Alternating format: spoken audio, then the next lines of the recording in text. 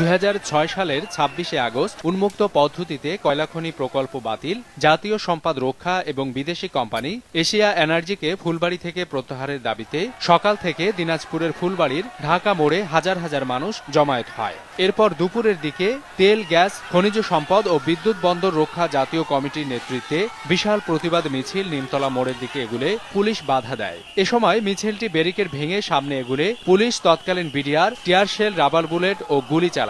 এতে নিহত হয় আল আমিন, সালেকিন ও তরিকুল। আহত হয় শতাধিক আন্দোলনকারী। এখনো ফুলবাড়ীবাসী মনে করে প্রয়োজনে আবার আন্দোলন হবে, কিন্তু কয়লা খনি হতে দেবে না। আমরা খুনি চাই না, আমাদের বাপ দাদার ভিটা আমরা ছাড়তে চাই না।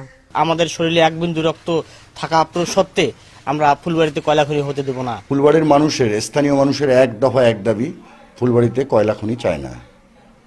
প্রয়োজন হলে আবার জীবন দিয়ে হলেও ফুলবাড়িতে যাতে কয়লা খনি না হয় তার জীবন দিয়েও চেষ্টা করবে। এ অবস্থায় আগামীতে 6 দফা চুক্তি বাস্তবায়নের দাবি তুলেছেন ফুলবাড়ী বাঁচাও আন্দোলনের এই নেতা। ফুলবাড়ির মানুষ রক্ত দিয়ে, জীবন দিয়ে যে 6 দফা চুক্তি করেছে, সেই 6 দফা চুক্তির আজও পূর্ণ বাস্তবায়ন হয়নি। আমরা 6 দফা দাবির পূর্ণ বাস্তবায়নের জন্য আন্দোলন করছি। দেশের কোথাও উন্মুক্ত পদ্ধতিতে কয়লা উত্তোলন করা হলে প্রয়োজনে আবারও আন্দোলন হবে বলে হুঁশিয়ারি করেন এই নেতা। অনতিবিলম্বে এই আন্দোলনকারী যে 19 জন নেতাকর্মীর নামে মিথ্যা মামলা, সেটা প্রত্যাহারের দাবি জানাচ্ছি। আমরা 6 দফা চুক্তির যেসব দাবি নামা এখনো বাস্তবায়ন হয়নি, সেটা বাস্তবায়নের দাবি জানাচ্ছি এবং এশিয়া এনার্জিকে আমরা অবিলম্বে দেশ থেকে বহিষ্কারের দাবি জানাচ্ছি। উন্মুক্ত পদ্ধতিতে কয়লা উত্তোলনের বিরোধী ফুলবাড়ীবাসী আজও প্রতিরোধের চেতনায় উদ্দীপ্ত হয়ে পালন করছে ফুলবাড়ী ট্র্যাজেডি দিবস।